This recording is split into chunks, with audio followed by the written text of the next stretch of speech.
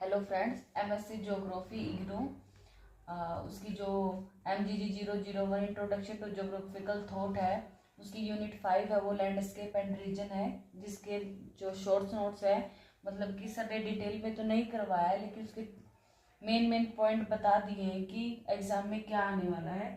तो जो first topic है वो है चेंजिंग perspective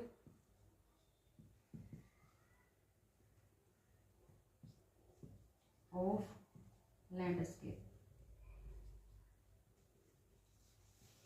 तो उन्होंने बताया कि landscape are dynamic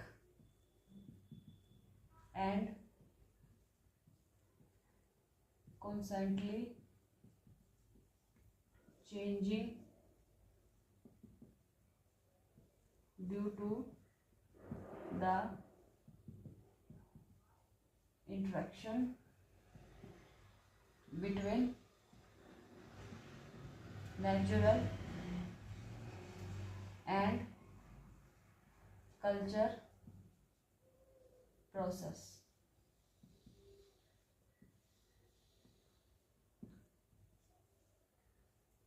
Contemporary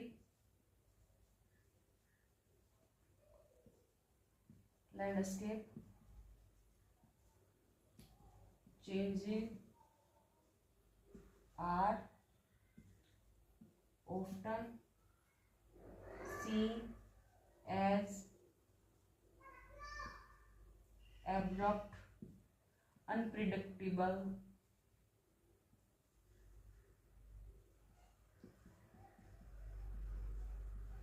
and highly dynamic। और इसके साथ साथ जो हमारी चेंजिंग होती है उसके कुछ पॉइंट हैं वो दे रखे हैं। तो सबसे पहले जो हमारे किसी भी लैंडस्केप में चेंज होता है वो है ग्लोबलाइजेशन।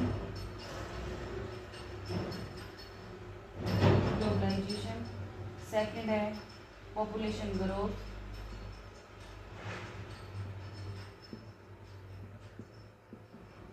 थर्ड है अर्बनाइजेशन।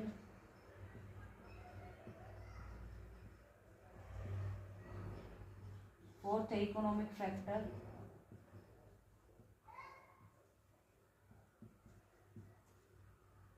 फिफ्थ है टेक्नोलॉजी डेवलपमेंट।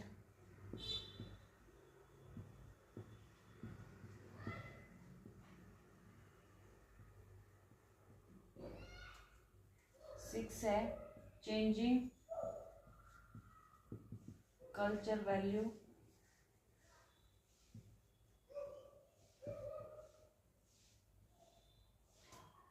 सेवन है बायोलॉजिकल कम्युनिटीज। ये 7 टॉपिक पॉइंट है जिनके कारण जो हमारा लैंडस्केप है वो चेंज होता है। लैंडस्केप है वो नेचुरल भी हो सकता है और कल्चर भी हो सकता है। नेचुरल में वो लैंडस्केप आते हैं जो नेचर हमें बना कर देती है, और कल्चर में वो आते हैं जिसमें ह्यूमन जो नेचुरल रिसोर्सेज होते हैं उनका यूज़ करके अपने लिए कल्चर लैंडस्केप बनाता है। जैसे कि पार्क हो गया, या फिर कोई रेस्टोरेंट हो गया, रोड है, बिल्डिंग है, मॉल्स है, ये सभी कल्चर प्रोसेस से रिलेटेड हो गया। नेचुरल में हो गए पहाड़ हैं, नदियां हैं, मतलब कि प्लेटूज, प्लेन्स वगैरह है, डेजर्ट एरिया है, कुछ फॉरेस्ट है, ये सभी नेचुरल प्रोसेस में आ जाते हैं। इसके साथ साथ जो नेचुरल और कल्चर है, जो लैंडस्केप है, उसमें क्या क्या है, इसके डिफ्रेंशिएशन बताया गया है कि ये क्या क्या कैसे होते हैं। अगर चेंज भी होता है वो हॉरिजॉन्टल भी होता है और वर्टिकल भी होता है। जरूरी नहीं है कि चेंज ही ना हो, या फिर जैसे कि नेचुरल लैंडस्केप, अगर हम इसकी डेफिनेशन लिखें तो डेफिनेशन लिखी जाएगी a natural landscape is made up of A collection of landform such as mountain, hills, plains and plateaus.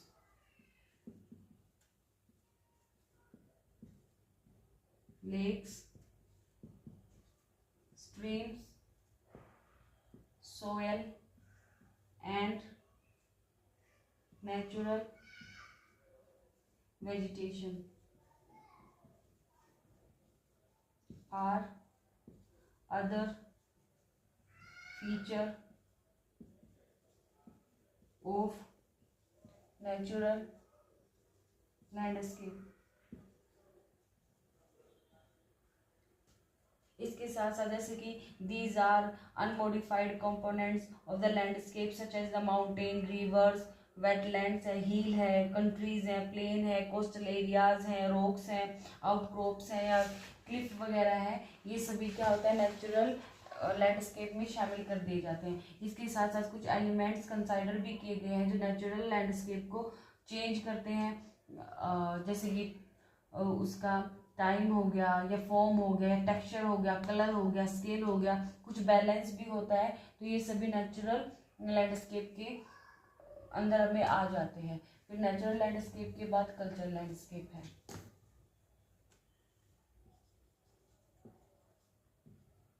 Cultural landscape, अगर इसकी डेफिनेशन लिखे तो एक culture landscape is a historical significant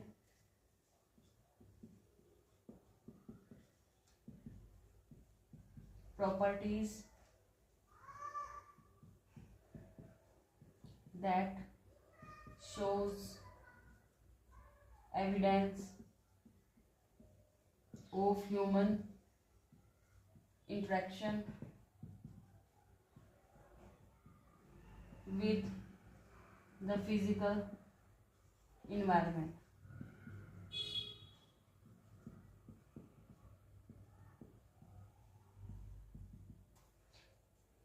cultural landscape include कुछ जैसे कि कल्चरल लैंडस्केप इंक्लूड किए जाते हैं नेबर्स,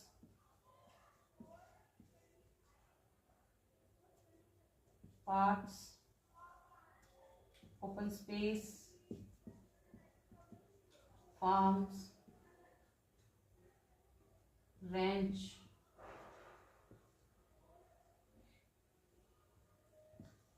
language,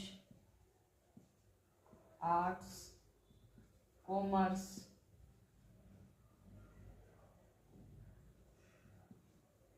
communication,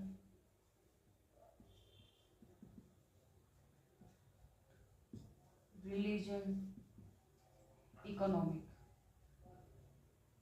और कुछ गवर्नमेंट स्ट्रक्चर, ये सब कल्चरल लैंडस्केप में शामिल कर दिए जाते हैं। तो अगला टॉपिक है जो कार्ल और सावर थे जिन्होंने लैंडस्केप के बारे में अपने विचार प्रस्तुत किए। उन्होंने बोला कि जो कल्चरल लैंडस्केप है वो डिफाइन करता है ह्यूमन की इम्पोर्टेंस के साथ, वो कैसे मतलब कि इन्वायरमेंट के साथ अपना इंटरेक्शन करता है, कोरिलेशन बनाता है। तो जो कार्ल और सावर है ने लैंडस्केप की अवधारणा है उसको प्रस्तुत किया। उन्होंने बोला कि जो कल्चर प्लस नेचुरल है उनके बीच में इंटरेक्शन होता है, कोरिलेशन होता है, फिर वे दोनों बनाकर इकोनॉमिक एक्टिविटीज को रिप्रेजेंट करती है और ये इकोनॉमिक एक्टिविटीज ह्यूमन डेवलपमेंट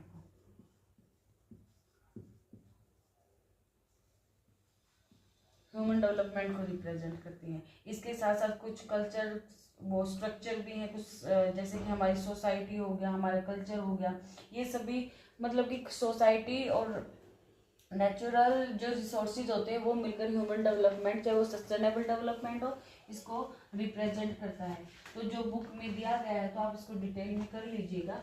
जो लैंडस्केप है इसकी क्रोनोलॉजी के बारे में बताया, सर ने बताया है, लेकिन इतनी इम्पोर्टेंट नहीं है जितना इम्पोर्टेंट नेचुरल और कल्चरल लैंडस्केप के बारे में जानकारी देना है। मतलब इससे रिलेटेड ही क्वेश्चन आएगा, इसके बाहर कोई भी क्वेश्चन नहीं आएगा।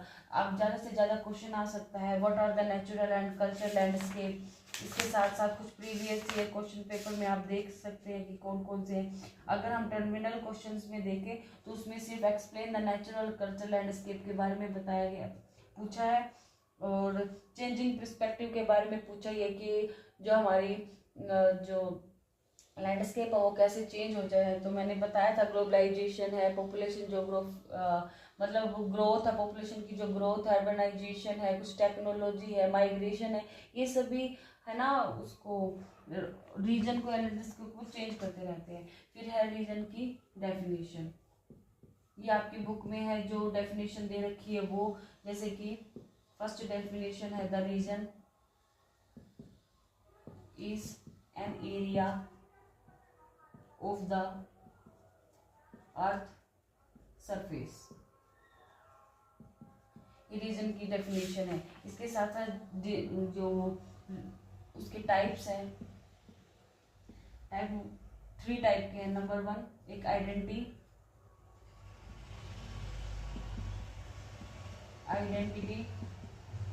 ऑफ रीजन,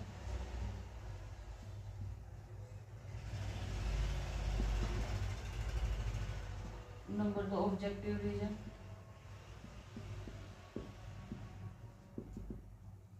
नंबर 3 है टैक्सोनॉमी रीजन, फिर है मेथोडोलॉजी रीजन।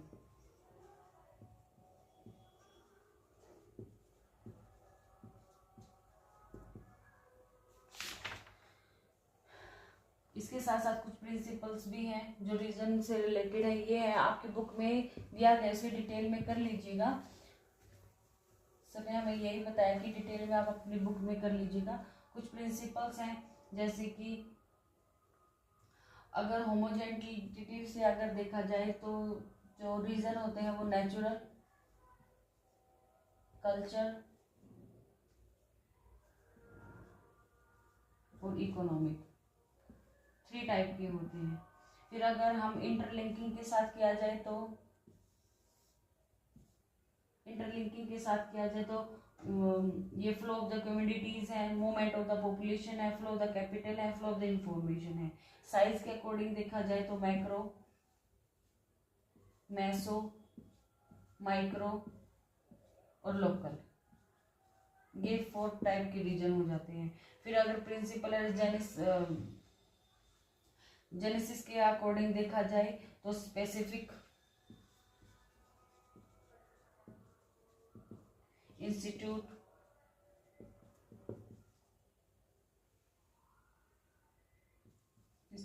रीजन, फिर डिनोट, फिर adopt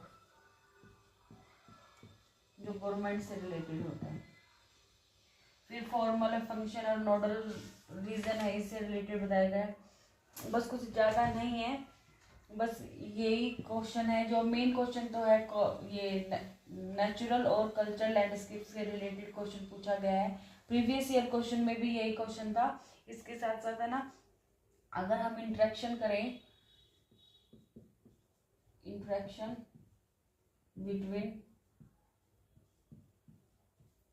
cultural and natural landscape,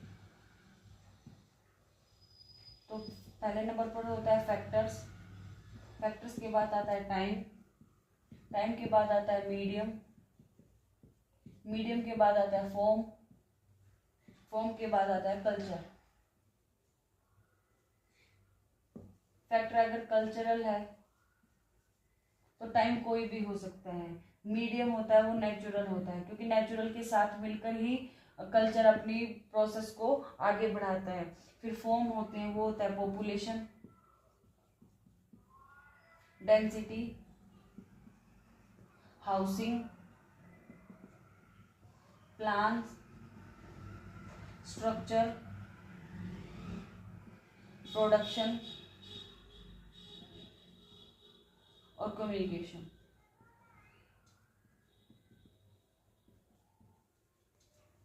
ठीक है, तो ये इंटरेक्शन कर सकता है नेचुरल और कल्चरल लैंडस्केप के साथ। तो आज की इस यूनिट में 5 में बस इतना ही सब करवाया था। अगर हम डेफिनेशन, अगर कोई अदर डायग्राम बनाना चाहे तो यहाँ पर जैसे नेचुरल, यहाँ पे कल्चर लिख के फिर नेचुरल के एग्जाम्पल दे दिए जाएंगे, यहाँ पर फिर कल्चर के एग्जाम्पल दिए जाएंगे, फिर इन दोनों का इंटरेक्शन करवा करके मेन जो वो कंक्लूजन निकलेगा वो लिख दिया जाएगा। बस आज के इस टॉपिक में बस इतना ही था। और प्लीज़ आपको इग्नू से रिलेटेड कोई भी जानकारी मिले प्लीज़ कमेंट करके आप मुझे भी बता दीजिएगा। और एग्ज़ाम के लिए आपको best of luck. Thank you.